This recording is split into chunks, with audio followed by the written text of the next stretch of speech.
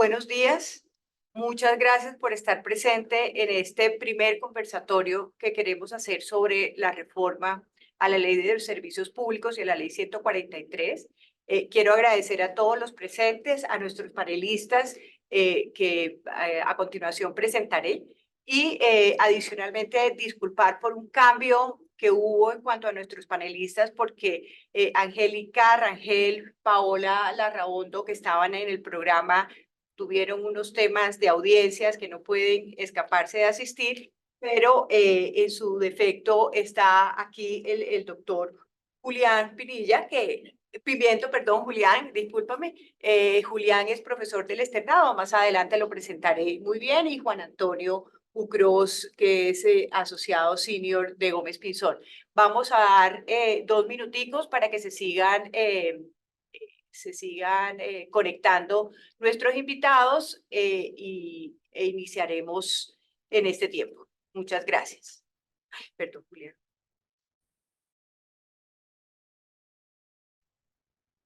Bueno, buenos días a todos nuevamente. Muchas gracias por estar acá.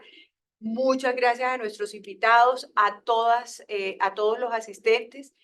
Como les decía al inicio, lo que quiere es iniciar una charla, iniciar un conversatorio sobre el proyecto de reforma a los servicios públicos y a la ley 143, la ley de energía, para entre todos tratar de ser conscientes de lo que viene con esta reforma y de enseñar a los a las diferentes grupos de opinión sobre lo que significa esta reforma en caso de pasar esta ley. Quiero presentar a nuestros panelistas, empezando por Andrea Pérez. Andrea tiene una destacada carrera de 20 años en el campo legal y empresarial y es abogada especializada en derecho comercial, financiero y tributario. Su experiencia se ha centrado en roles de asesoría y dirección en empresas de servicios públicos, privadas, como de economía mixta, así como roles en la autoridad ambiental, donde ha liderado equipos multidisciplinarios en la formulación y evaluación de proyectos estratégicos a nivel nacional e internacional. Hoy día, Andrea, perdón, tiene una amplia experiencia y conocimiento del sector eléctrico, infraestructura, oil and gas y las normas que rigen la materia. Y actualmente, gracias a toda esa experiencia, es gerente general del Centro de Gerenciamiento de Residuos Doña Juana, que tiene en sus espaldas mucho para contarnos sobre cómo ve este proyecto. Así que le damos las gracias, Andrea, por estar acá. Continuamos a mi izquierda con Alejandro Castañeda, presidente de ANDEC. Para quienes no sean parte del sector, ANDEC es la Asociación Nacional de Empresas Generadoras. Él es economista en la Universidad Javeriana de Bogotá, con maestría en economía de la misma universidad y máster en ingeniería financiera de la Universidad de Michigan en los Estados Unidos. Se ha desempeñado durante 20 años en este sector minero energético, ocupando diferentes cargos en el sector público, en el Departamento Nacional de Planeación, donde fue subdirector de Minas y Energía. Y desde hace 13 años ha sido el director ejecutivo de la asociación de ANDEC, por lo tanto le ha tocado muchas comisiones, le ha tocado muchas reformas a la regulación. Muchas gracias también, Alejandro.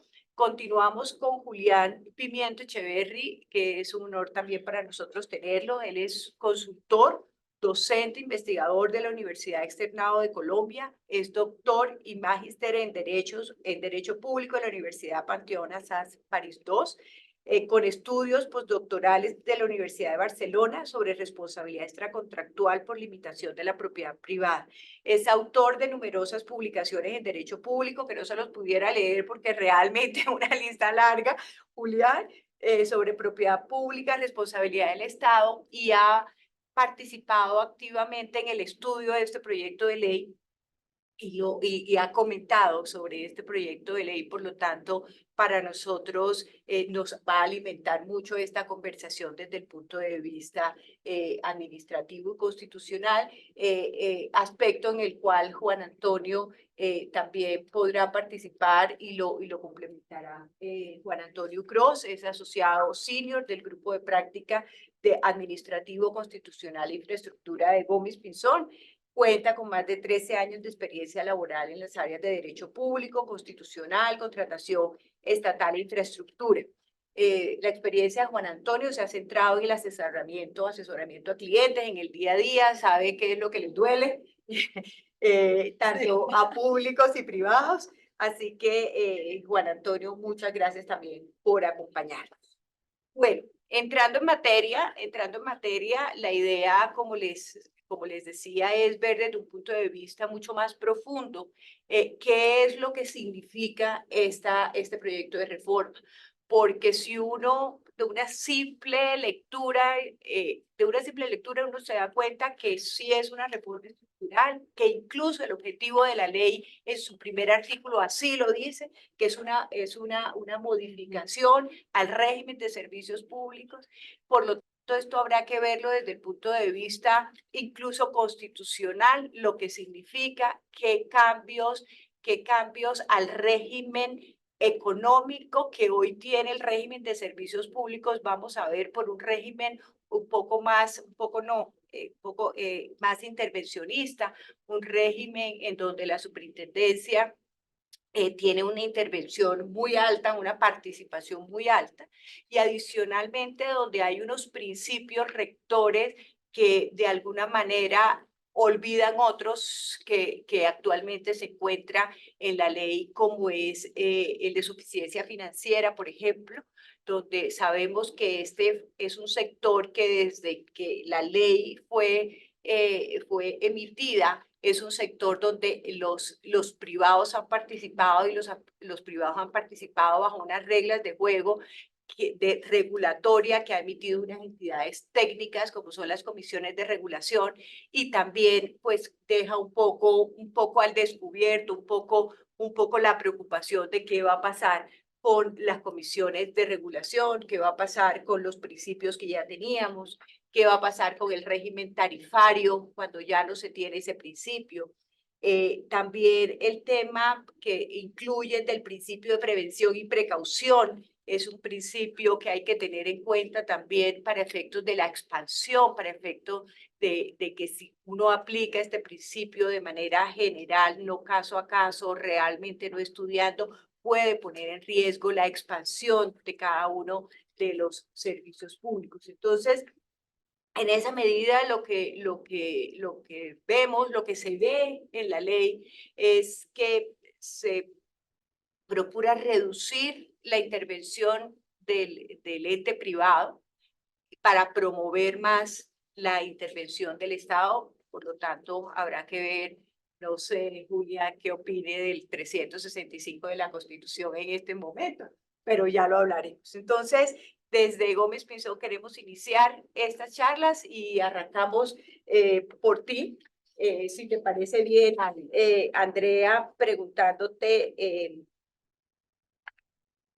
considerando las competencias del Estado, las facultades que hoy tiene intervención de los servicios públicos y de las nuevas que promueve este proyecto de ley o que incluye mejor este proyecto de ley, ¿cómo crees que estas medidas podrían afectar la regulación y supervisión del manejo de residuos sólidos, pues que es tu área, pero como tienes una experiencia mucho más amplia que esa, cuéntanos qué piensas en general de esto? Mira, revisando pues todo este proyecto de ley y recordando el pasado, porque como dicen por ahí, se cuenta la historia y la plata, es lo que hay que contar.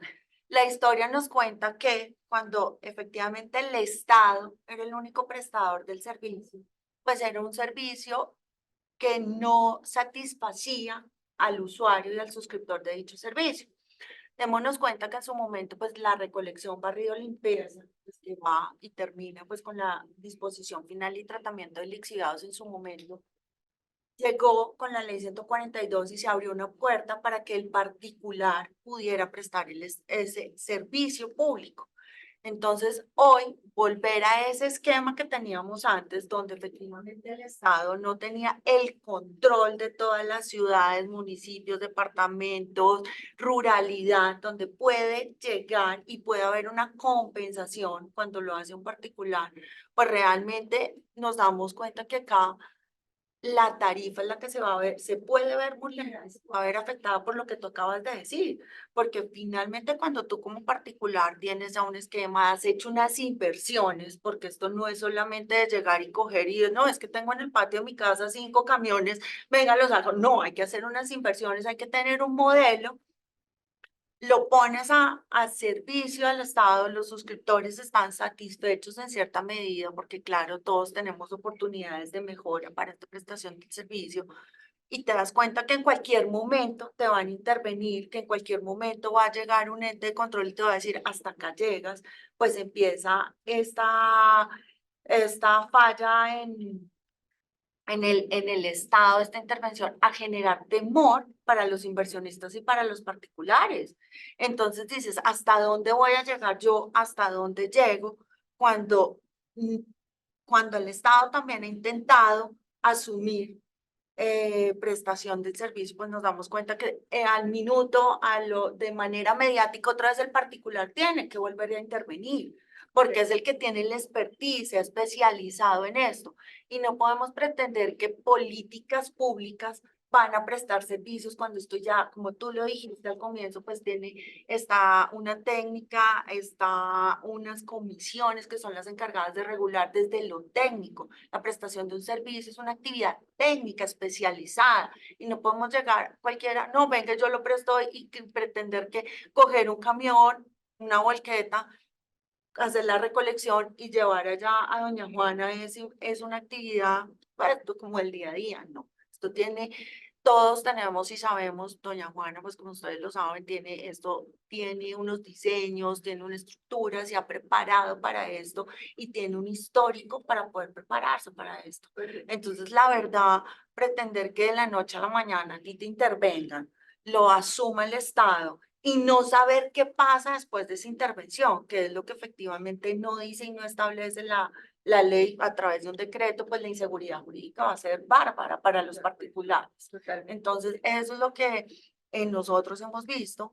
Ya hemos visto cuando la gestión de estos residuos sólidos la ha hecho el Estado, otra vez la ha recuperado el Estado, la pretende hacer el Estado, que inmediatamente tiene que volver el particular y el costo Y de efectos ambientales altísimo, altísimos. y lo primero y lo que hablábamos es que una afectación a la recolección, barrera, limpieza, prestación de disposición final, a las 2 horas hay una emergencia sanitaria ambiental, a las 2 horas, que no te da, y más en Bogotá, no te da más tiempo, 2 horas.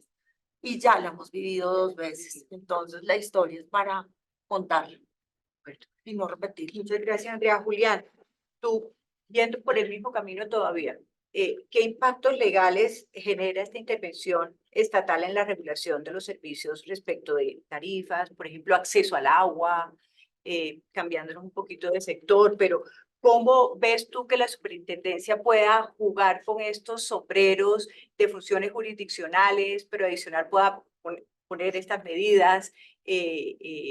¿Cómo ves tú eso? Pues, a ver, eso a veces pasa como en otros sectores donde más que proyectos de ley hay amenazas de ley. Entonces, como que esto más de verdad que un interés de reformar o de cambiar o de avanzar en el sistema parece más una amenaza al sistema. Entonces, digamos que esa es la primera preocupación porque, digamos, hay una cantidad de ideas que son interesantes, hay evidentemente unos problemas que hay que corregir. Y la pregunta siempre es, frente a ese diagnóstico, ¿es esta una solución? Y la verdad, no parece que fuera así, digamos, parece más un proyecto que busca reformar de manera, digamos, derogar el artículo 365 sin decirlo, o digamos de una manera un poco velada, es muy evidente, pero de una manera un poco velada, porque ya hace referencia al 370, al 368 de la Constitución, pero nunca al 365, porque ese modelo parece digamos, que nos vamos es atrás de la Constitución del 91 en ese, digamos, obviando ese 365. Y entonces, pues eso explica una cantidad de decisiones que se toman en el proyecto de ley. A mí, digamos, desde lo que me interesa a mí, que es más la intervención de inspección, vigilancia y control, que es en lo que más he trabajado. Obviamente hay una preocupación grande y es la ausencia total, digamos, cuando hablamos de medidas, me voy a enfocar en medidas preventivas y en la idea de funciones jurisdiccionales, que la verdad es inentendible. En medidas preventivas es interesante que el proyecto de ley dice, o al menos intenta afirmar, y sabemos que todavía no es un borrador, hay un disclaimer grandísimo al inicio, pero uno entiende que va para allá y es un poco la gestión de buena parte de las superintendencias, es una medida preventiva para evitar la toma de posesión, pero las medidas preventivas son tomas de posesión. Entonces, como medida preventiva para evitar la toma de posesión, yo desvinculo a la junta, desvinculo a la asamblea, desvinculo al gerente y nombro el mío. Le doy un plan de manejo durante cuántos años, los años que sea. Entonces, claro, son medidas preventivas, pero bueno, el amor es eterno mientras dura. O sea, uno puede decir una cantidad de cosas, pero la realidad sí está ahí, que esas medidas son, pues claramente todo menos preventivas y todo menos temporales, y son medidas que son de carácter permanente, que buscan tomar posesión de las empresas, a pesar de que dice que ese es el propósito, evitar que eso suceda. Y hay un riesgo y es, creo que lo hemos visto, es que es difícil no contrarrestar, sino realmente llevar un escenario de discusión las medidas de las superintendencias, porque son muy amplias, no tienen una gran tipicidad, son muy genéricas, la posibilidad de intervenir en empresas, eso es grave para la estabilidad de quien presta los servicios. Y eso no aplica solamente para servicios públicos domiciliarios, sino para una cantidad de sectores donde estamos viviendo el mismo, digamos, la misma preocupación. Y ahora, funciones jurisdiccionales también llama mucho la atención porque, en principio, daría la impresión que el modelo deja de ser a través de contratos. Yo ya no tengo un contrato como empresa con el usuario, es una relación reglamentaria, aun cuando siempre ha sido reglamentaria. Yo no entiendo por qué eso parece una novedad si los contratos de condiciones uniformes pues son de condiciones uniformes. Es decir, la propia comisión establece las condiciones, entonces nunca ha sido que yo como empresario voy y ataco al pobre usuario. Eso nunca, digamos, yo creo que esa es una mala caracterización del sistema, de todos los sistemas, porque están muy regulados, pero dejan de ser contractuales, se vuelven reglamentarios, pero la superintendencia asume funciones jurisdiccionales para resolver conflictos derivados de ese contrato. Cuando la superintendencia asume función jurisdiccional, normalmente es para resolver conflictos entre particulares que están en condiciones asimétricas o bien en condiciones de igualdad, pero para garantizar eficacia en la prestación de la administración de justicia. Aquí eso no pasa, entonces uno pensaría que la superintendencia empezaría a asumir casi que funciones de juez contencioso administrativo, lo que es pues, absolutamente constitucional. Y Entonces, dice que de única instancia, que no se puede ir a lo Sí, de contencioso. acuerdo. Usted Ya, sí ve que la ley lo...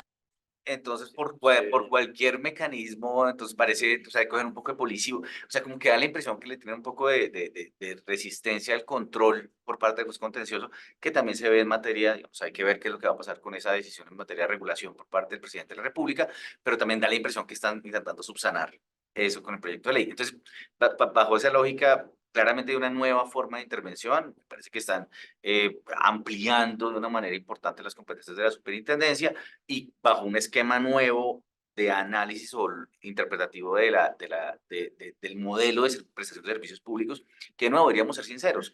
Cambiamos el artículo 365 de la Constitución y pasemos a un modelo y deroguemos por completo la 142. Si eso es lo que se pretende hacer, hay que hacerlo, porque vamos a tener, si no, un Frankenstein, una especie de zombie jurídico donde una parte de la 142 está viva, donde dicen el empresario es, la SP es privada y tiene régimen privado, pero por otro lado, pues músculos muy grandes del sector público sin que haya coherencia en el sistema. Digamos que lo bueno de la 142 con los grandes problemas que tenía es que de alguna manera era coherente y todos estamos un poco de acuerdo Sí. en lo que quería decir, lo que hace la Comisión de Regulación, lo que hacía la Superintendencia, lo que hacía El digamos, régimen era jurídico de las relativamente empresas. claro. Podíamos no estar de acuerdo, pero era relativamente claro y ya era pacífico.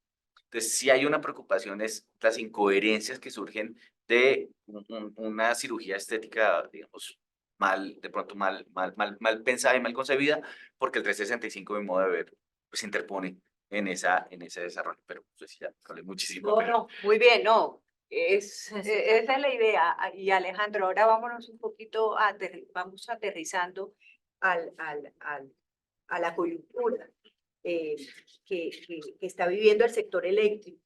¿Tú cómo ves la actualización de esta ley, la reforma de esta ley, como lo quieran llamar?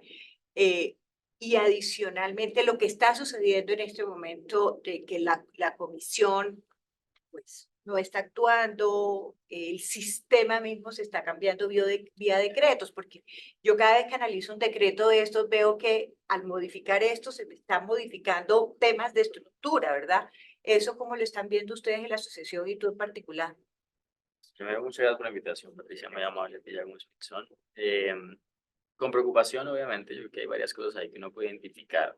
como bien lo decía, no solamente un tema en este sector, sino que se está viendo a lo largo de los diferentes sectores en la economía, y la preocupación es la misma, que terminamos viendo acciones de facto, o sea, sin tener un sustento legal fuerte, sino que simplemente sacan un decreto, sacan una resolución de un ministerio, eh, muchas de ellas sin sustento legal detrás, sino para subsanar algo, con la justificación de subsanar algo, eh, y eso genera obviamente incertidumbre. Entonces, pues miremos un poquito hacia atrás. Este sector es un sector que se construye después de una crisis muy fuerte, el apagón del 91-92, donde tuvimos 18 meses sin servicio de energía eléctrica o racionamientos prolongados de 6 horas durante el día, eh, por una razón, y es que el Estado era el único que prestaba el servicio. Eso fue el gran detonante de esto. Y un Estado, además, el cual la deuda del sector eléctrico le prestaba el 40% del total de la deuda de la nación. Es decir, no era menor el peso del sector eléctrico dentro de lo atado que estaba ese Estado colombiano. Entonces, de ahí, pues, parte de eso, y como decías, pues, está la Constitución que dice y permite la prestación de servicios públicos a través de privados, no solamente de servicios públicos domiciliarios, sino el sector salud y demás. Y se comienza a construir todo un esquema en el cual, digamos, esa separación de roles era muy clara. O sea, tenías la definición de política pública por parte del ministerio del presidente, tenías la supervisión y control por parte de la Superintendencia de Servicios Públicos y tenías una regulación por parte de la Comisión de Regulación de Energía y Gas y una institucionalidad atada a ella muy grande. Consejo Nacional de Operación, etcétera, etcétera. Digamos, una cantidad de instancias que te garantizaban un marco relativamente yo no puedo decir fijo ni estable, más bien un marco con cierta certeza. Y eso, digamos, es como se desarrolla el sector eléctrico. Yo invierto como inversionista hoy en día en el sector eléctrico, las empresas invierten, es porque existe confianza en ese marco, porque existe confianza en un esquema que es el esquema regulatorio.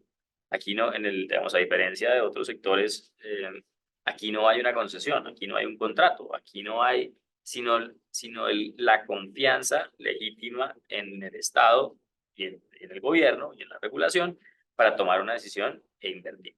Entonces, en esas ideas, y ahí me salgo un poquito del tema, comienzan una cantidad de narrativas alrededor de todo este, digamos, de estos diferentes sectores, que todo está mal, todo está mal. En el sector eléctrico en ese momento todo está mal, sector de salud todo está mal, agua potable todo está mal, estamos en racionamiento todo está mal, y va uno a ver y esa es la narrativa completa de este gobierno, todo está mal. Y los avances de los últimos 30 años son evidentes, digamos, en todos los sectores. Lo que pasa es que a la gente le olvida el cuento. ¿De dónde venimos? ¿De dónde estamos? La historia. La historia hay que contarla. Nosotros somos parte de Aliadas, digamos que es un gremio que reúne 35 gremios y es parte de cómo podemos mostrar a sobre todo a las generaciones recientes, oiga, es que esto no está tan mal. Hay cosas por mejorar, hay muchas cosas por mejorar. Nadie está diciendo que no, y hay cosas por hacer mucho más eficientes. Pero decir que todo hay que cambiarlo, per se, es muy complejo. Entonces ya digamos que aterrizándote a que está pasando en el sector eléctrico, pues digamos que es algo que se debía venir. Yo lo dije desde hace 8 meses, no tenemos una CREC en sitio desde hace un mes, desde hace un año. ¿Sí? O sea, teníamos un experto, 2 expertos, 3 encargados, después los encargados se fueron, quedamos 4 meses sin una CREC y estamos en un piloto automático desde hace un año.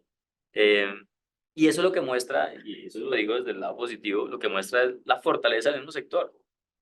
¿Sí? Es decir, que tú no tengas un regulador en medio de un fenómeno del niño y que toda la regulación que estaba ex ante o antes de haber arrancado el niño funcione, es porque el sector está robusto, es un sector que es capaz de responder al país, así no haya nadie que tome una decisión de ajuste o una decisión de, digamos, de tomar medidas adicionales en el caso de necesitarse.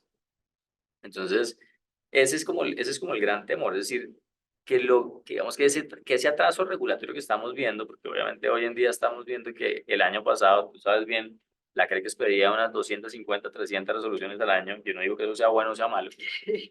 Simplemente... Era un poco difícil, ¿no? Pero ¿qué pases tú de eso a 35 resoluciones? Dice, esto es un parón completo. Entonces, no por el día a día, sino por lo que falta hacia adelante, que ahorita lo vamos a hablar, pero ese es otro mensaje, es aquí nadie toma decisiones. Entonces, si yo no tengo certeza de qué viene hacia adelante, o no certeza, o cómo va a ser la discusión regulatoria, pues yo me paro. Yo me paro como empresa. Claro, hago más inversión, de acuerdo. Eh, yéndonos al tema de las comisiones, bueno, Antonio, aquí este proyecto de ley pues prevé que el presidente podrá ejercer funciones regulatorias que actualmente le corresponde a la comisión. ¿Cómo ves tú este tema? ¿Qué nos puedes contar? En este punto, y tal vez toda la discusión, sensaciones, se ha centrado también en el artículo 364 al 370 de la Constitución. Y pues literalmente la Constitución tiene otros 300 artículos.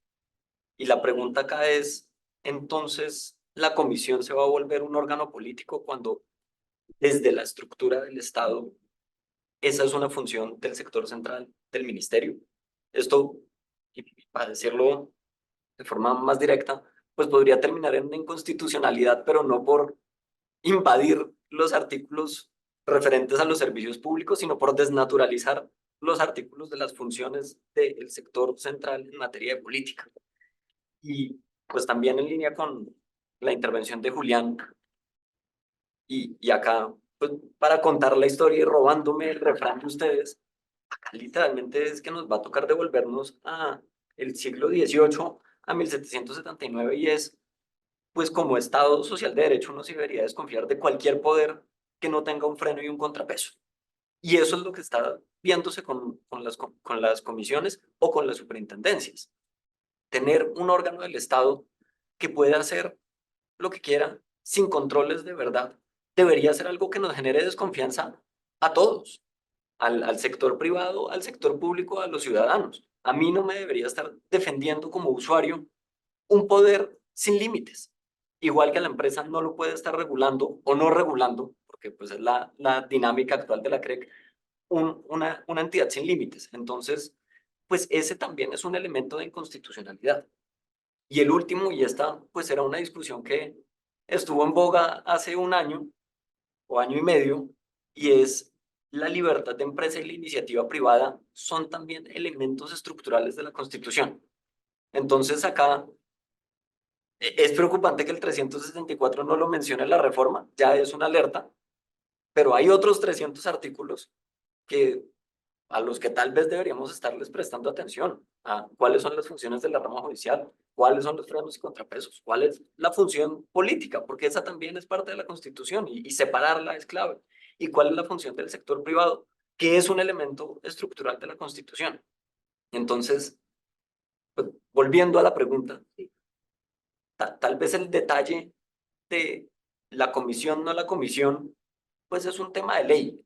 Y ahí podría uno dar una discusión de cuál es la comisión que necesitamos, con qué funciones, con qué conformación.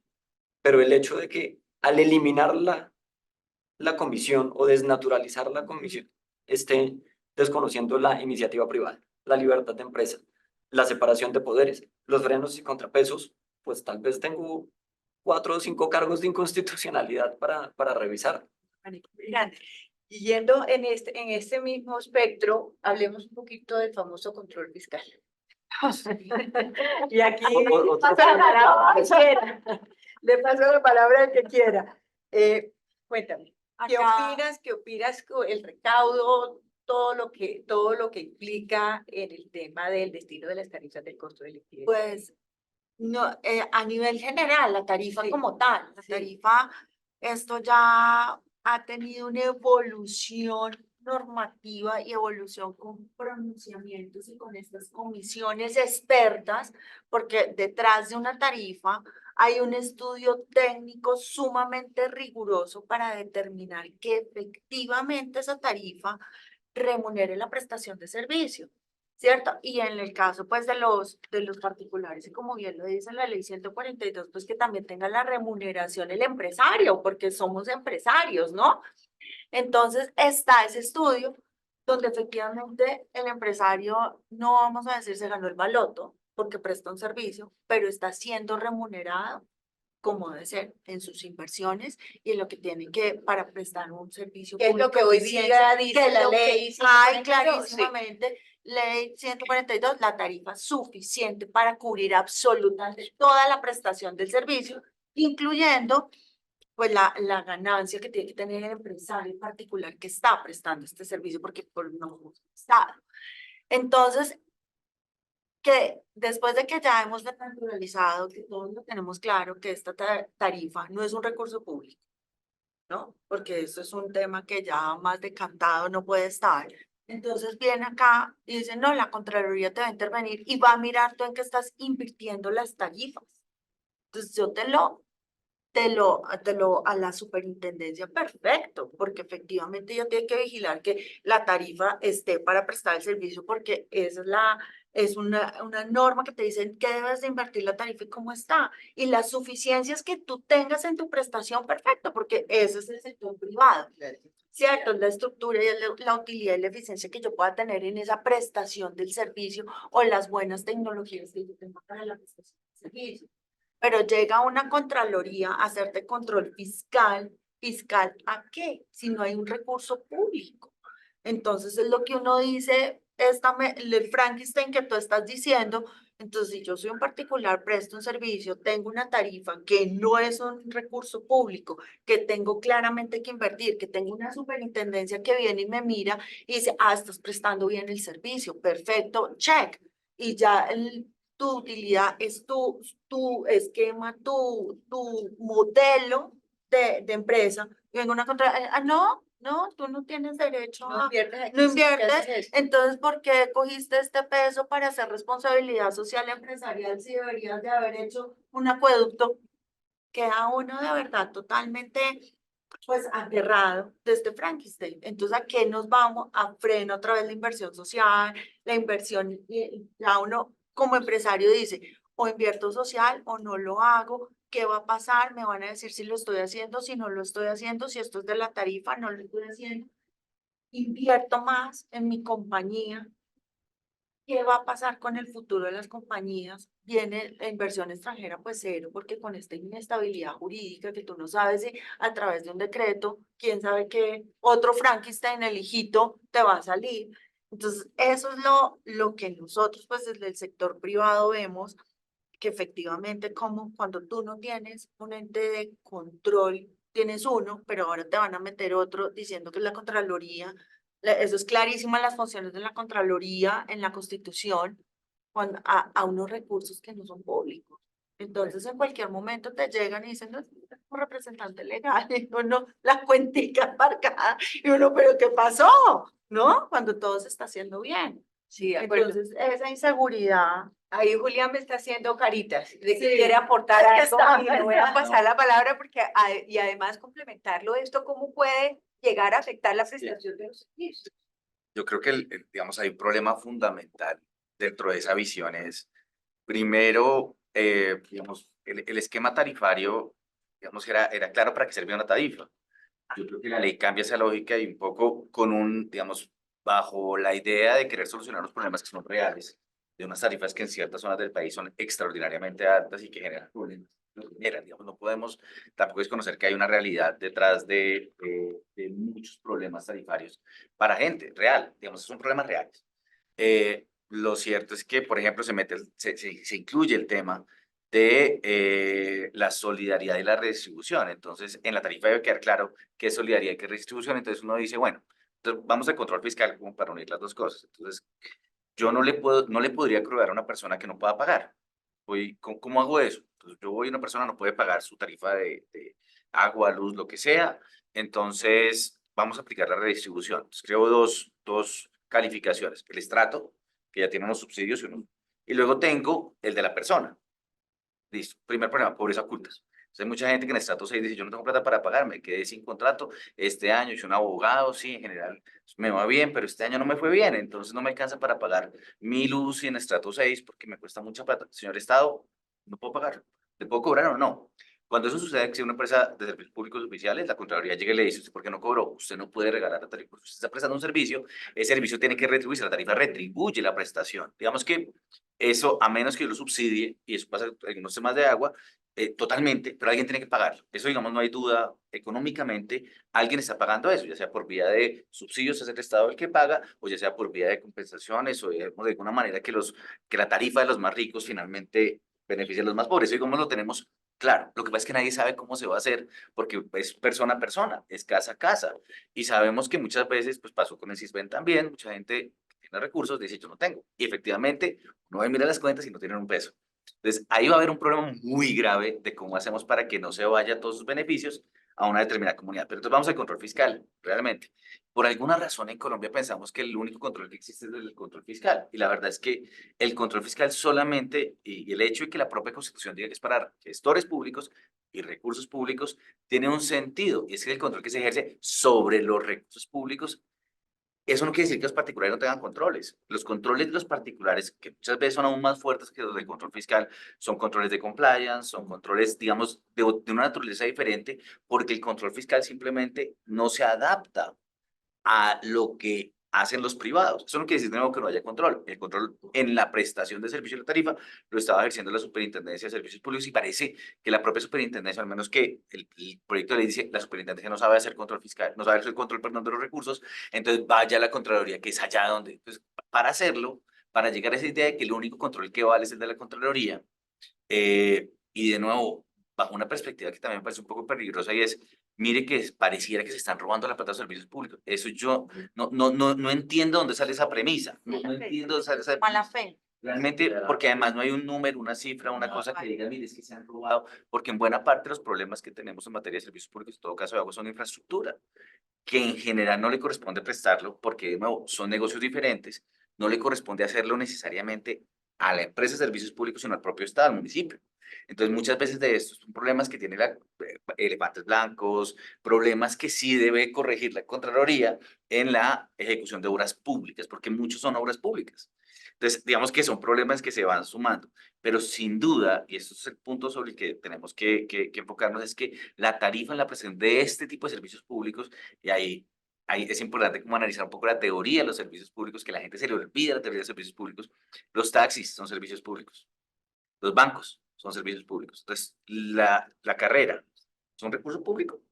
Pues porque si la lógica es que lo que produce un servicio público es recurso público, pues todo es recurso público, porque todo. el legislador ha calificado muchas actividades económicas como servicios públicos para crear un régimen de control y de protección. Entonces, hay una confusión muy grande en la idea de servicio público versus la idea de recurso público. Entonces, se crea por ley, que yo creo que es inconstitucional y espero que realmente no pase, pues un control fiscal sin gestión pública ni recursos públicos solamente bajo la lógica de que hay un contrato de concesión.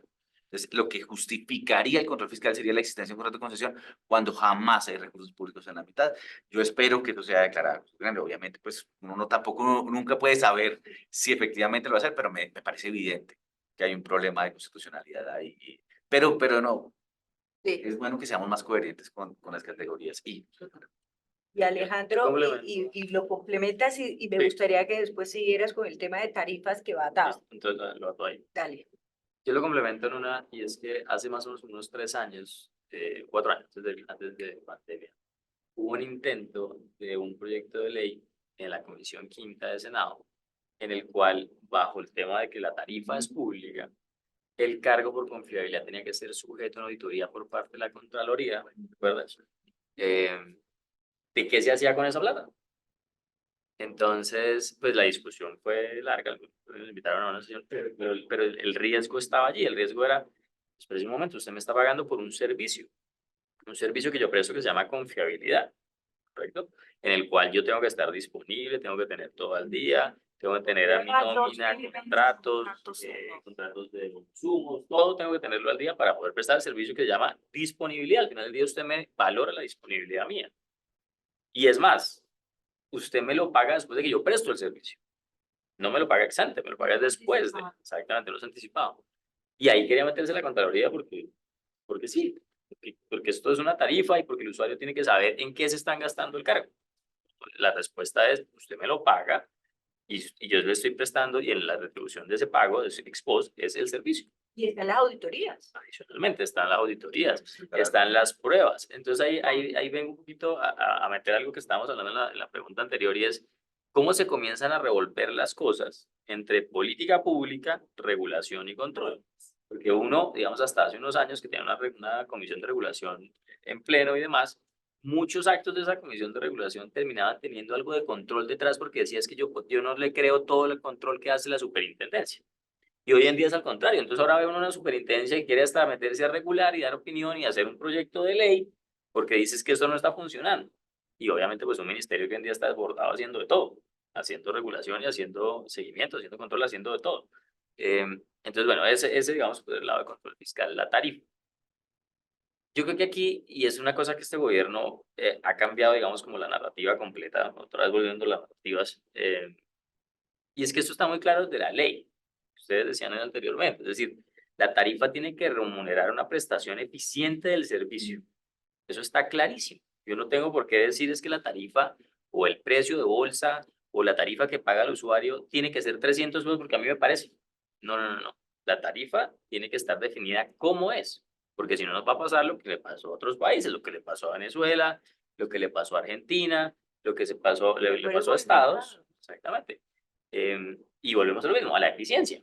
Eso tiene que ser una prestación de un servicio de manera eficiente. Y como te digo, seguro, confiable y demás, pero tiene que ser eficiente desde el punto de vista económico. Entonces, como establezco la tarifa, pues tiene que tener una cantidad de componentes, tanto regulados como de mercado. Por ejemplo, en el tema eléctrico, pues uno tiene la generación, que es un mercado que simula competencia, tiene transmisión, distribución y comercialización, que son segmentos regulados. Y ahí es donde está, digamos, como el arte del tema, para poder definir cuánto tiene que pagar el usuario. Pero lo que este gobierno no ha querido entender y no le interesa entender es el régimen de solidaridad y contribución. ¿Sí? Es decir, el régimen solidario. Una cosa es la tarifa y una cosa es cuánto paga el usuario al final del día en la factura.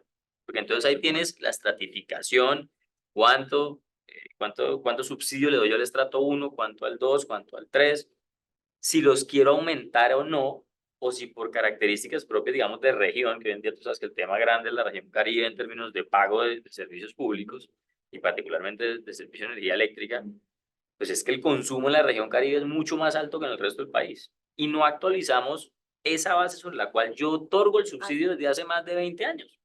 La última vez que lo hizo la UPE fue en el año 2003, yo creo que estaba en Planeación Nacional cuando se hizo la última vez. Entonces, pues claro, ha cambiado mucho la necesidad de la gente en 20 años desde el punto de vista de consumo, de enfriamiento, de televisores, iPads, celulares, todo lo que tiene la gente. Y ese consumo ha aumentado. Entonces, hoy en día el promedio de consumo en un estrato 1 son 250 kilovatios y lo que se subsidia son 170. Entonces, claro, viene la narrativa del gobierno y dice que son tarifas impagables y los mismos prestadores de servicios públicos se han metido en ese cuento de incendiar la comunidad diciéndole es que esto es caro no por mí, sino por otro. Sí, por más arriba. Por más arriba, para no decir quién. Entonces, ahí es donde esas narrativas, como te digo, son muy dañinas y la gente tiene que saber esto cómo funciona. Tiene que saber esto cómo está diseñado. Y lo que te digo, entonces, si uno quisiera dar más subsidio, lo puede hacer. Lo puede hacer. Nosotros hicimos unos análisis recientes, digamos, de comparación de tarifa a nivel internacional. Colombia no es ni la más cara del mundo ni la más barata. Estamos más o menos en la mitad desde el punto de vista de energía eléctrica. Pero cuando tú incorporas los subsidios y comparas estrato 1 y estrato 2, nos vamos a la parte baja de la tabla. Estamos comparándonos con países africanos. ¿Sí? Entonces ahí dice uno, usted todavía puede hacer más cosas. Puede hacer muchas más cosas, que es algo que se ha querido hacer desde hace mucho tiempo. Mejoremos el tema de estratificación.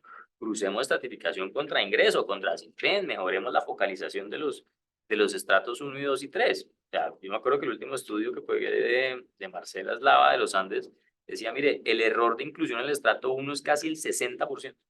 Hay gente que está recibiendo, el 60% de la gente que recibe subsidio en el estrato 1 no debería recibirlo. Debería estar en el 2 o en el 3 o en otro lado. Entonces, ese es el punto. Y antes de pasar con Antonio en otro tema, Andrea, una pregunta que tiene que ver, ya que estamos hablando también de lo social y de los estratos y demás, que tiene que ver con los desafíos que anticipas en términos de implementación de la regulación de las actividades de los para los recicladores. Los recuperadores de oficio, ambientales. sí, en situación de vulnerabilidad. ¿Eso cómo lo ves Mira, frente a esto? esto no está regulado, ¿cierto? Es una actividad que pues y se ha incrementado y lo estamos viendo hoy en el ingreso de toneladas y lo que nosotros los estudios que hemos hecho es que la población está volcando por la misma situación económica más hacia a la recuperación ambiental, pues por todo lo que estamos viendo.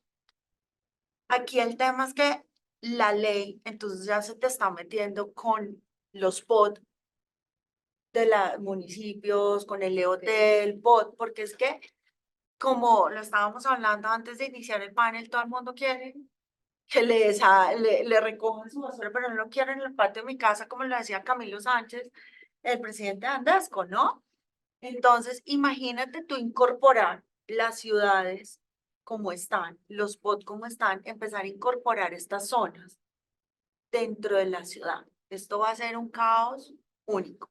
Y lo otro es que los recuperadores ambientales, teniendo en cuenta esta norma, que van a hacer acciones de cumplimiento. Entonces usted cumpla y en vez de darle una solución a esta población, que si bien es cierto es protegida por la Constitución, tiene una protección especial por la Constitución, vamos a volver el territorio una zona de conflicto. Porque nadie va a querer tener al lado pues una zona donde esté llegando pues la gente, los recuperadores ambientales, donde no haya control de vectores, porque finalmente empiezan los vectores moscas, los roedores, los perritos callejeros a llegar a, a estos sitios, y pues la población que está llegando nadie la va a querer tener. Entonces, si bien es cierto, a través de la ley de servicios públicos no es válido, no lo veo, esto ya es de mi cosecha, no es válido un problema que tiene que ser de política pública, solucionarlo a través de la ley de servicios públicos. De política pública, ¿qué vamos a hacer con esta población? ¿Dónde vamos a permitir que ejerzan su actividad? Y ahora no puedes pretender que sea una actividad regulada. ¿Tú cómo le vas a decir a un recuperador ambiental? Mira, es que tu tarifa es, porque es lo hacen pues para sobrevivir muchos. Claramente hay otros sitios, los que les compran, pues que también sabemos y que no es un, un secreto a voces, pues que también hay gente que está dedicada a eso, que hay un negocio detrás, claro, porque es que la basura es plata. Al final y al cabo tú pagaste por una botella, a otra persona va y vende esa botella, es plata y es un negocio, pero no afectar el territorio cuando esto es un tema de política pública a través de una ley de servicios públicos, que no tiene absolutamente, si bien es cierto, el aprovechamiento hace parte del servicio de aseo, está dentro del servicio de aseo el aprovechamiento, y con la reforma y con el decreto 1077 que modificó la palabra aprovechamiento dándoselo exclusivamente a los recuperadores ambientales o a las empresas también que se encargan de eso, porque es desde la fuente. Y ya el tratamiento de residuos en relleno, pues ya es las diversas formas que tú tienes de tecnología para tratar los residuos ya. Pero esto se puede volver una guerra en territorio, porque nadie va a querer tener estas zonas al lado. Tienen que ser zonas que estén compatibles con los POTs, que estén compatibles con el entorno y con el territorio. Entonces, y como yo lo percibo es, tratan de solucionar un problema que debe ser una política pública a través de una ley de servicios públicos que no tiene absolutamente en este momento nada, que no son compatibles. Después te voy a preguntar, ¿qué crees que le falta a esta ley? Porque la ley le sobra muchas cosas, hemos hablado de todo lo que le Sí, sobra, total. pero veamos, Perfecto. porque sí habíamos pensado en que una reforma a la ley después de tantos años podía ser oportuna, pero de verdad en lo que se necesitara. Vamos a hablar ahora de eso, pero Total. quiero pasar a Juan Antonio para que me cuente y nos cuente, y de pronto Julián ahí también tendrá alguna opinión sobre si era necesario legislar acerca del debido proceso en materia de suscripción y terminación de la administración de los servicios a los usuarios. Yo partiría la respuesta Dale. dos partes. Una, si era necesario, y si la que se está optando es la forma de hacerlo. Pues realmente siempre ha existido, y en todos los sectores del Estado, realmente el de servicios públicos domiciliarios es uno de los sectores en donde realmente es más fácil que el ciudadano acceda a una solución. O sea, hacer una reclamación a, no sé, una CAR, a el IMPEC y podemos seguir a una concesión, es mucho más difícil. El sistema de primera instancia en empresa y posibilidad de acceder a la superintendencia, la verdad en la práctica sí le permite al usuario de una forma clara y relativamente rápida acceder a una solución y con unas reglas concretas en las que realmente, nuevamente, siempre se pueden mejorar algunos puntos y seguro cualquiera de nosotros o a quien se le pregunte podrá decir que alguna vez sintió que hubo una arbitrariedad en una decisión empresarial, tal vez, pero también siempre tuvo la posibilidad de elevarlo a la superintendencia y siempre tuvo una respuesta. Y eso no sucede en bastantes otros sectores del Estado. Entonces, pues lo primero es no estábamos huérfanos de regulación. Y segundo, ¿realmente es esto lo que, el tipo de regulación que se necesitaba? Es decir, una regulación en la que hacer la suspensión es prácticamente imposible, en la que la SP oficial, pues la Contraloría, la conversación que va a tener es muy difícil porque estoy prestando el servicio gratis porque no puedo cortarle el servicio, porque pues, la ley básicamente lo está haciendo imposible. Y volviendo incluso al tema anterior, pues este tema del control fiscal incluso es absurdo o contradictorio o obliga a lo imposible en el contexto de esta reforma, porque finalmente el control fiscal lo que busca, y lo dice la ley 610, es revisar la gestión eficiente de los recursos públicos. Y entonces, dejando de lado la discusión de si esto es o no recursos públicos, que no lo son, pero si diéramos ese salto de fe a decir que son recursos públicos, me va a evaluar la Contraloría por una gestión eficiente cuando me quita todos los elementos para prestar el servicio eficientemente. Es decir, bienvenido el Contralor a que me explique cómo salgo de esta contradicción que está en la primera página de lo que va a tener que hacer. Entonces, y nuevamente volviendo a la pregunta, no creo que estuviéramos huérfanos de una... Además hay un fallo al respecto sobre cómo y a quiénes se le puede suspender el servicio. Correcto. Así es. Eso ya está No estábamos huérfanos y si queríamos hacer mejoras, realmente no eran por esta vía. Bueno, no sé si Julián, además porque les cuento que Julián tiene que salirse a las 9:30, pero nosotros, yo me pudiera quedar todo el día hablando de esto. Nosotros nos quedamos hasta las 10 para además recibir preguntas, pero entonces quisiera que Julián si quieres comentar sobre eso o sobre algún otro Pues, tema antes. Hay tantas cosas. Hay tantas cosas sobre qué te gustaría. No, digamos, ya se dijo todo. A ver, lo que yo sí creo, y eso no solamente en este sector de nuevo, porque de verdad es una como visión muy generalizada, es también cierto desconocimiento de la jurisprudencia. Muchas de las cosas que dicen es que se requiere de debido proceso, pero ya existen. De nuevo, no quiere decir que no haya habido problemas, porque los hay, sin duda alguna, pero muchos temas, de verdad que eso estaba claramente decantado. Yo, la verdad, tampoco creo que en todo el país las empresas de servicios públicos fueran cortando sin, no, realmente, normalmente el corte, pues era una consecuencia del no pago.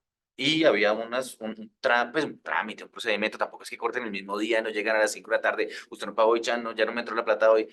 Realmente había una práctica también derivada de la misma existencia de ese contrato, donde era tratado como un usuario y los usuarios de todas maneras a la empresa tampoco le interesa estar cortando y poniendo y cortando y poniendo.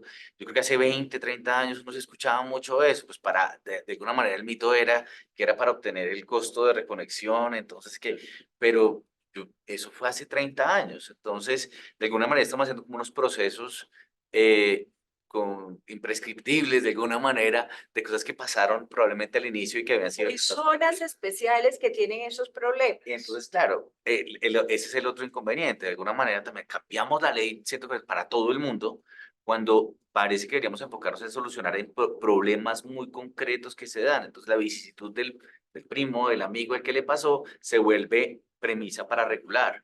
Entonces, yo creo que esto que va a generar, pues una cantidad de problemas para el 90%, 95% de los casos, cuando lo que intento solucionar, que debería estar enfocándome, es cómo solucionar esos 5% de casos, o 10 o 15 o 20, el número que sea, pero claramente no parece ser la mayoría de los colombianos que están en esa situación. Y no hay números tampoco que le digan a uno cuántas veces realmente, qué cifra me lleva a mí a considerar que no se está respetando el debido proceso. Y sí sería bueno tenerla, porque de alguna manera eso justificaría por qué, y de uno va a la contraria y dice, sí, mire, es que yo no puedo cortar porque esta persona tiene estas condiciones. Ahora, eso no va a ser problema para la empresa privada necesariamente, que pues no podrá cobrar o tendrá que en algún momento cobrará eso, sino realmente para las oficiales. ¿Por qué? Porque son ellos que tienen que enfrentarse a explicarle a la Contraloría por qué no cortaron el servicio. Y estamos hablando de tarifas enormes que además están ligadas a otros casos, donde no les llega plata a un colegio, el colegio no paga, son 100 millones de pesos al año, 200 Sí, pero mira que para las privadas también es un poco con eléctrica. Y es, si tú no puedes suspender, entonces ¿de dónde vas a recibir la plata para hacer las inversiones que te requiere la misma superintendencia que hagas? O sea, el modelo de la prestación de servicios es mejorar el servicio y hacer inversiones. Y si no tienes los recursos, Lo que quiero decir es que finalmente va a poder suspender porque la empresa privada sí sabe hacer el debido proceso, lo hará. Es decir, creará un protocolo, lo que pasa es que va a ser más difícil, eventualmente lo hará y podrá cobrar. Quiero decir que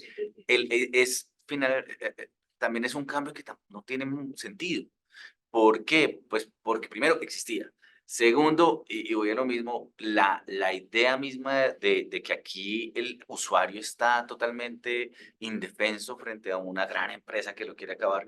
Yo realmente creo que es una mala caracterización del sistema y buena parte de las regulaciones. No va solamente en esa, sino digamos, como en la filosofía misma de la reforma, yo creo que debería cambiar porque en el fondo sí es una lógica de conflicto. Es una lógica que no entiende y que yo creo que era lo mejor, y eso, digamos, cuando me preguntaste si quería hablar de otra cosa, era la lógica de la 142 y de muchas de las reformas derivadas de la Constitución del 91 era, voy a poner a toda la gente, digamos, no es un tema de público versus privado, sino realmente voy a integrar lo público y le voy a dar una finalidad de interés general que ha funcionado en unos casos, en otros no. Eso es en general en el mundo de las concesiones, ¿cierto? En agua, por ejemplo, hay unos grandes debates, pero digamos que ya era como una forma de integrar las dos ideas, el interés privado con el interés general. Y eso no estaba mal.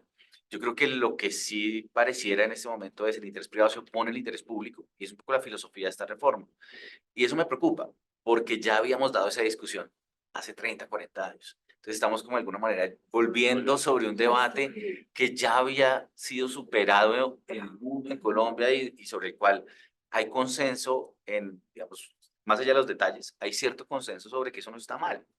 Entonces sí es una preocupación, al menos académicamente y al menos desde el punto de vista del control y desde el punto de vista de qué va a pasar con la lógica misma de la prestación de servicios públicos domiciliarios, yo creo que es evidente. Y de verdad, pues sí, en la medida que estamos apenas en estado embrionario, está muy avanzado, pero en estado embrionario que no se ha presentado, que no, digamos que no se ha discutido más allá el proyecto, sí valdría la pena llamar la atención sobre el tema que está detrás. Y es la visión misma de cómo se prestan los servicios públicos, la visión misma de cómo el interés privado puede ayudar sin una lógica de codicia, y es como a veces se caracteriza equivocadamente, a generar una mejor prestación de servicios. Uno mira lo que pasaba hace 30 años y lo que pasa hoy, sí estamos más adelante. Digamos, nadie puede negar que estamos mejor. Hay momentos, hay temas en los que probablemente estamos peor ahorita, en temas ambientales, por ejemplo. Pero eso no quiere decir que desconozcamos que estamos mejor. Y yo creo que deberíamos partir de esa premisa. Hay muchas cosas que han funcionado muy bien, hay otras que hay que mejorar. Y a veces lo mejor es enemigo de lo bueno. Yo creo que eso hay que también partir de ese supuesto de que ajustes. Ese es como un poco lo que...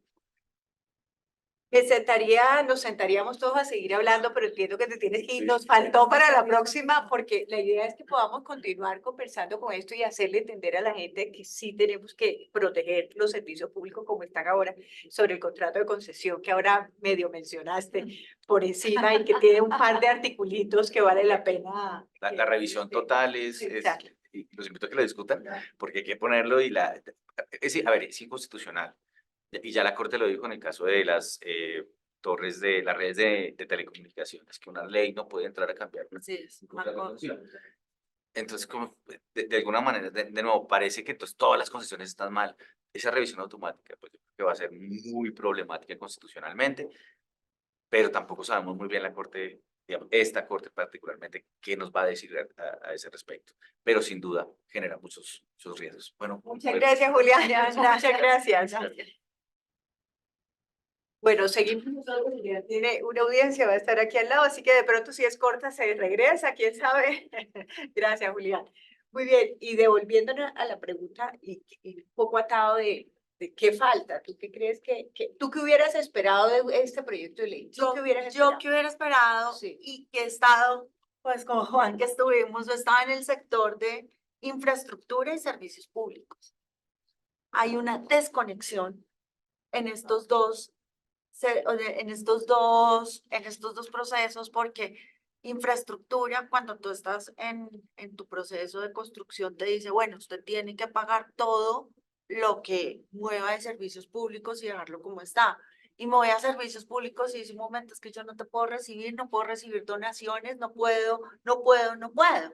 Entonces, claro, todos queremos tener una infraestructura, todos queremos que el país evolucione como tiene que estar, pero por otro lado nos ponen, cuando estamos en la mesa, nos ponen en unas disyuntivas de cómo solucionar estos temas. Uno diría, no, listo, una reforma, vamos a empezar a que se empiecen a hablar los sectores.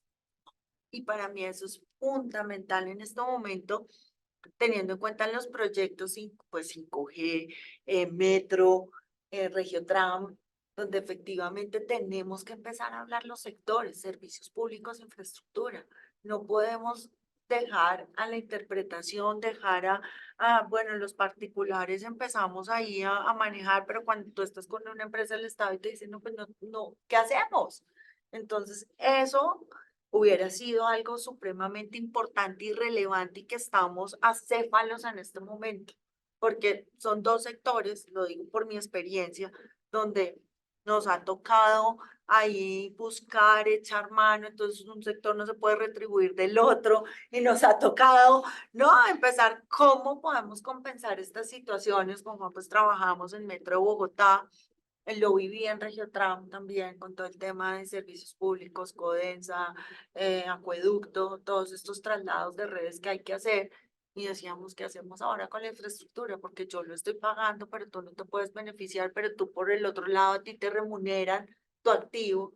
Entonces, eso es parte esencial de lo que uno creería que pudiera haber sido parte de la reforma de la ley 142. ¿Tú tienes ahí algún comentario que has venido manejando con Andrea? Juan, has tocado. Nos han tocado bastantes cosas. Sí.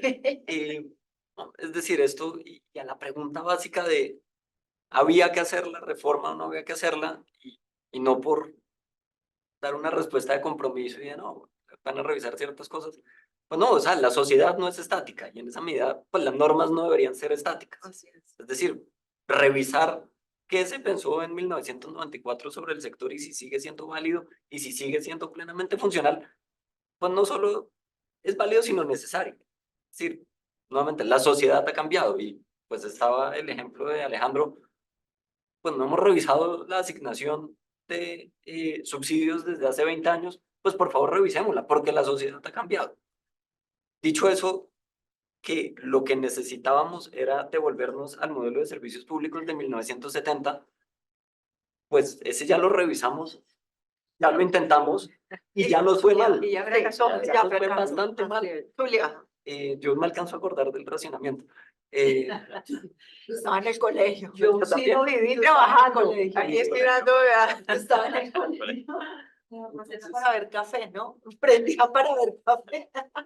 Entonces, pues, es válido revisar la institucionalidad, es válido revisar si, como explica Andrea, pues si debemos seguir siendo compartimentos separados o pues la complejidad de de la sociedad pues ya lleva a que el que hace el proyecto de carretera tiene que hablarse con el que hace el proyecto De de energía. energía, sin duda. Y el alumbrado público, El que es otro alumbrado tema, público. que eso Y también redes. llevaría a otro Redes de conversatorio, el tema del alumbrado público. Servicio Del público, no servicio.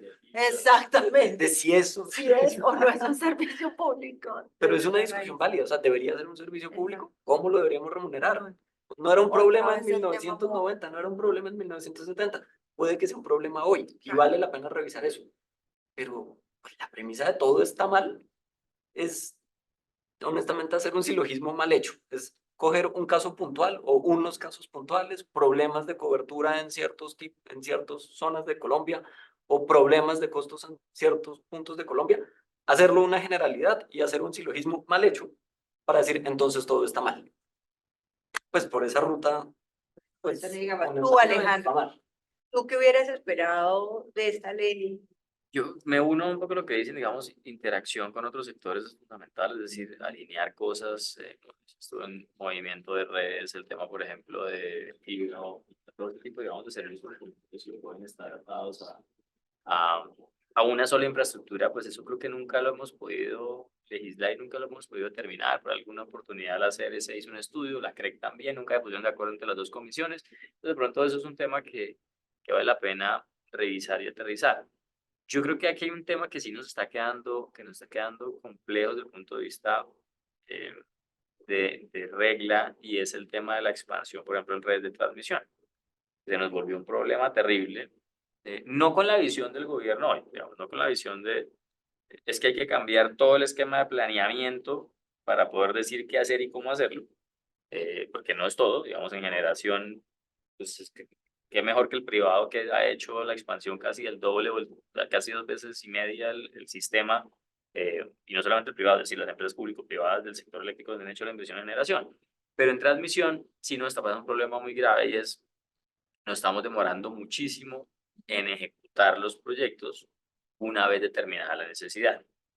Y es un tema, digamos, que hemos venido presentando al gobierno desde hace más de 10 años. Y yo creo que el privado, cuando hace esos proyectos de inversión en transmisión y distribución, sobre todo en transmisión regional y transmisión nacional, sí tiene un rollo muy grande, y es, a mí me dicen conecta el punto A con el punto B, ¿cierto? Entonces yo entro, analizo y digo, listo, me invento 5 trazados, el óptimo son 2 o es 1. Voy a le digo, mi diagnóstico ambiental de alternativas, listo, pero ¿cuál es la alternativa? Listo, son 3 alternativas. Y al final del día la ANLA dice, mire, es que la mejor de esas 3 porque no toca a nadie, porque no hay una zona de comunidades indígenas, porque no es un área protegida, porque etcétera, etcétera, es la 3 y esa es la más costosa, Que tiene 10 kilómetros más. que tiene X kilómetros más. Y cuando entro ya digo, listo, está bien, me voy con esa porque es por la que me aprobaron. Tengo que entrar a hacer una consulta en la que me puedo demorar 2, 3, 4, 5 años, dependiendo del número de comunidades, que es lo que nos pasó en La Guajira. Y claro, cuando ya el proyecto está aprobado y licenciado, te han pasado 5 o 6 años, haces el proyecto, te demora otros 3, están entrando 8 años por un proyecto que tenía que entrar en 4. Entonces ahí te Con estás además quedando. los riesgos pues, Claro. de no haber cumplido con las Total. normas de la... Claro, porque si no estás a tiempo, comienzan a correrte garantías y comienzan a correrte una cantidad de cosas. Entonces, yo sí creo, y es una de las cosas que digamos que propuestas de la asociación es, oiga, hay que calentar un poquito más el proyecto. Es decir, usted usted que es la UCME, usted es el que tiene que hacer por lo menos un análisis previo, hacer el diagnóstico ambiental de alternativas, ir a un paso más allá y mirar si desde el punto de vista de, no solamente de acompañamiento en la consulta previa, sino realizar usted cómo estaba la consulta previa, pues nos va mejor o no, porque al final del día, como te digo, todo eso lo internalizamos Y el dentro tema del predial. costo del proyecto. Sí, o sea, Sí, que sean vasos comunicantes entre el exactamente. Estado. Porque si tú me dices, ANLA por un lado y la UME por el claro, otro. entonces, pero ¿qué hace un inversionista? Dice, Así es. punto A, punto B. Lo que Ya, pasa yo miro por últimamente, dónde lo que pasa conecto. últimamente es que no se presenta nada. Así no es. se presenta Así nada. O es. sea, le está tocando a ISA hacer todo porque no hay nada más que hacer, porque es el último que le toca hacer las cosas. A nosotros nos pasó, y les cuento esta experiencia, a nosotros nos pasó con un cliente que quería participar en un proyecto de transmisión nacional y al final dijo, mire, me siento como que no tengo herramientas para poderlo hacer y adicionalmente, pues ISA está obligado a Hacerlo. participar. Ellos son los que No, se de van acuerdo. a ganar. Yo Total. para qué insisto, para qué no hago todas estas inversiones previas de estudio y demás cuando al final no lo voy a lograr. Eso nos pasó. Y al cerrando el tema, reciente. perdón, cerrando el tema, pues todo eso al final del día son sobrecostos, termina pegándole a la tarifa. Entonces volvemos Así a es. quedar en ese círculo. Así es. Pasa en las sociedades en otros países. La Nadie restricción. quiere tener una torre en la parte de atrás de su casa. Sí. In my backyard. Entonces, pues sí, todo el mundo quiere tener un servicio perfecto, que el celular funcione en todo el país, pero nadie quiere ver una torre, nadie quiere ver una línea de transmisión pasándole por su finca, nada. Eso no, eso Por nada, no. sí.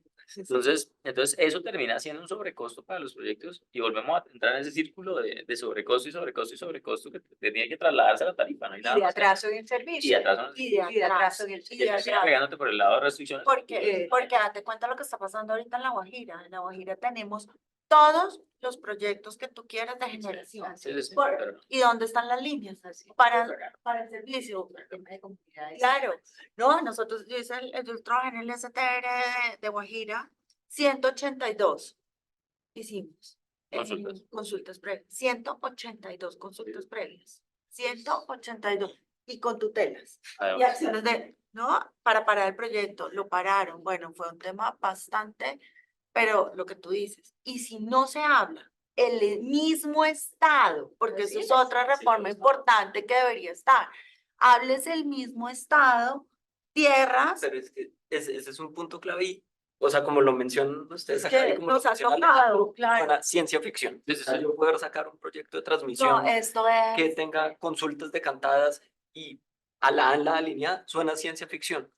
Hoy en día la ley para infraestructura de transporte obliga a eso. Yo no puedo sacar una carretera de licitación sí, tener sin, eso sin detrás. sí, comunidades ya consulta atendidas previa, y ajá. con, no dice licencia, alternativa vial, Claro. alternativa Diagnóstico ambiental viable. ambiental, ajá. Dios.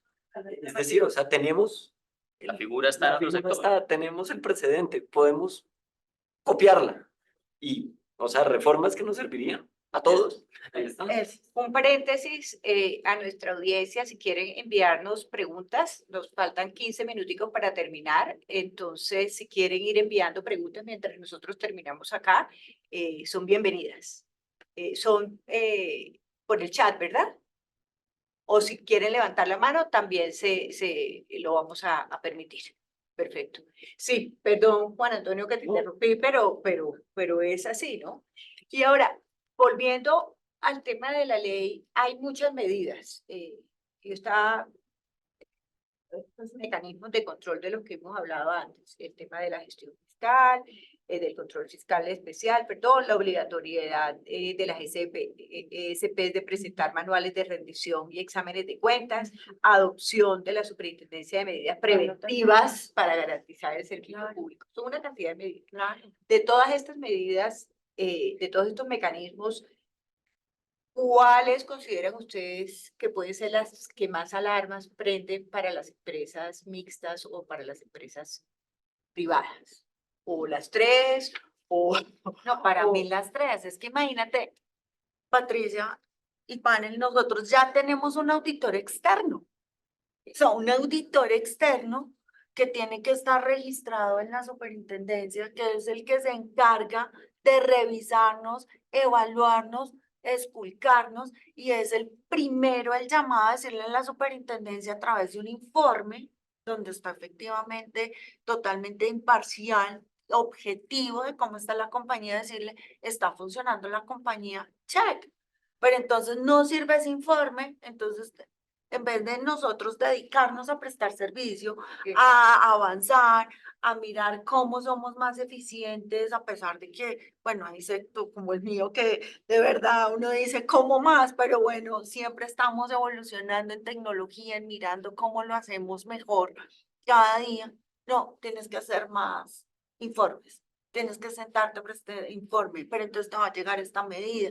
Entonces, de verdad, si ya está el mecanismo de control, ya la ley lo tiene, entonces estamos partiendo de lo que estamos diciendo, de que nada está sirviendo. Entonces, ¿qué está Y se pasando con trabaja esta es para auditoría seguir externa? Y dando- se trabaja es para hacer informes, o presto el servicio, o estoy en la parte técnica, o estoy mirando desde el tema ambiental, mira, tenemos, las empresas nos basan, superintendencia, autoridad ambiental, comunidad, Contraloría, cuando te hay que preguntar, el consejo, porque pues a través de la reforma de la ley, yo soy súper mala para los números, pero ya los gerentes de empresas prestadoras de servicios públicos estamos obligados si nos invitan, no invitan, si nos llaman del consejo. Entonces tenemos que ir al consejo de Bogotá, si seamos empresas, en el caso de Bogotá, municipios, ir. Entonces ya uno se la pasa haciendo informes. La junta directiva, el oficial de cumplimiento. No, es que de verdad, los controles que tenemos son, yo creo que ya más que suficientes para que o algo está pasando, o por el particular, estamos legislando para el general. Y eso no creo lo que sí podemos es eso. permitir. Y yo pienso que es exactamente eso que de pronto puede estar pasando en la costa Caribe, que todos sabemos pues lo que pasó en la costa Electricaribe, ya la historia que en vez de estar mirando cómo empezamos a mejorar, cómo empezamos a hacer todo el tema de infraestructura, etcétera, etcétera, etcétera, estamos legislando desde el caso particular. Y eso no puede ser así. No sé, Alejandro, si tienes ahí algún comentario eh, y alguna problemática que a nivel interno de tus asociados haya salido, hayan visto adicional en esta ley que no hayamos tratado. No, digamos que volviendo un poquito al tema, es como volver, lo que decíamos ahora, como revolver los roles. Yo creo que el desgaste administrativo en el que nos están metiendo es brutal.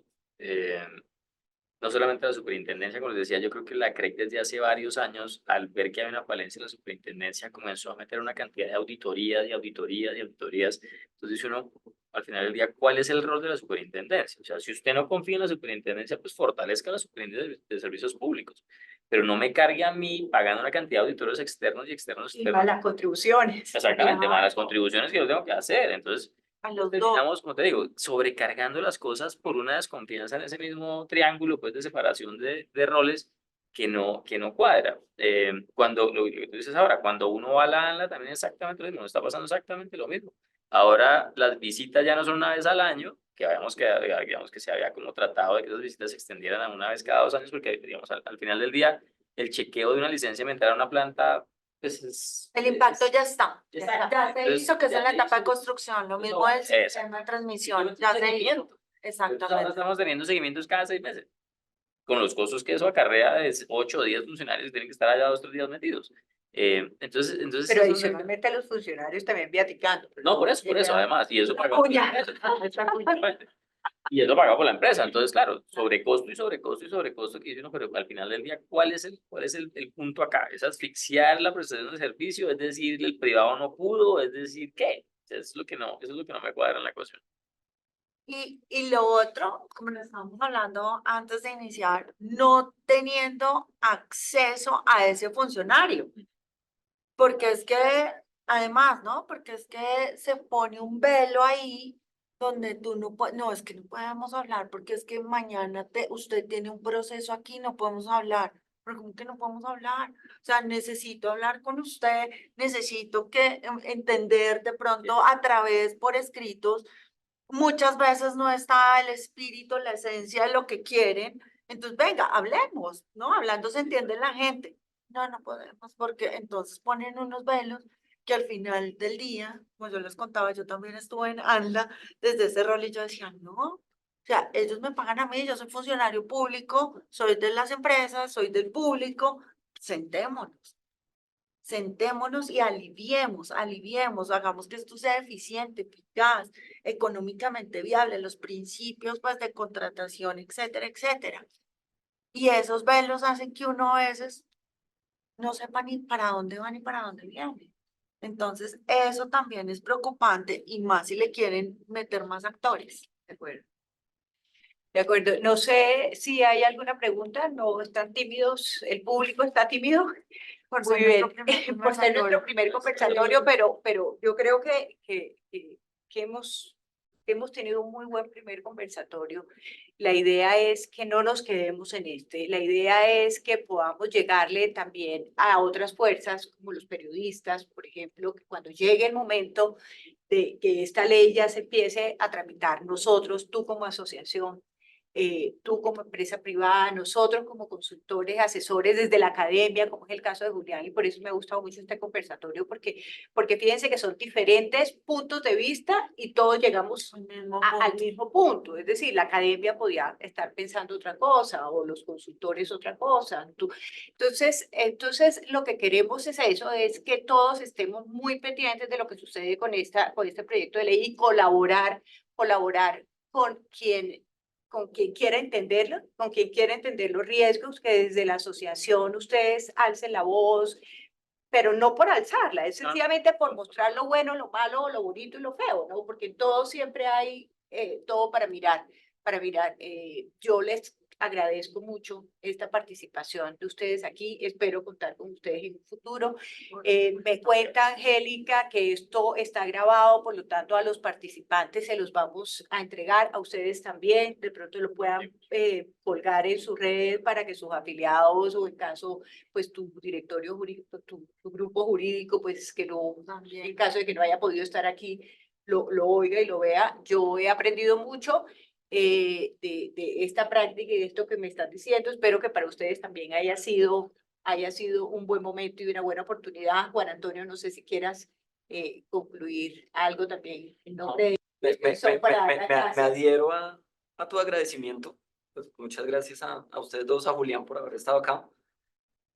Muy valiosa la conversación y valiosa y preocupante, pero no por ello menos valiosa.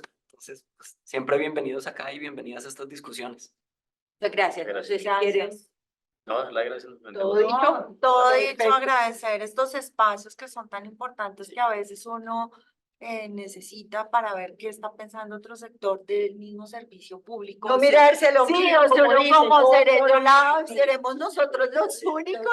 No, sí. claro, es ver, porque finalmente pues somos varios los que prestamos servicio Que no público. somos malos. Exactamente. Que nos la atanicen sepa. nuestra prestación del servicio. Es que uno cierra los ojos y dice, oh, ¿qué sería mi vida si no hay energía? ¿No? Ahorita Un que lo apagón hace estamos 30 años viviendo, era una cosa. Un apagón hoy en día.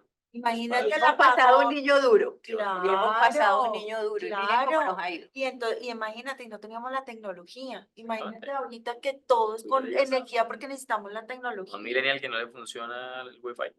No, el teléfono sin luz. No, o sea, Total, el teléfono teléfono antes tenías- funcionaba sin luz, uno el análogo, ahí le funcionaba. Me encontré en mi casa uno, yo voy a botar esto, y no, de pronto lo vamos a necesitar. luego nunca sabe uno cuándo. Así es. Bueno, aquí nosotros nos quedaremos recordando el apagón del 91. Ay, Muchas no. gracias a todos ustedes, muchas gracias. Y al equipo de Gómez Pinzón, que Angélica y todos que hicieron posible esta transmisión, nosotros en vivo y los demás virtual. Mil gracias, que tengan un muy buen día. Gracias. Gracias. Gracias.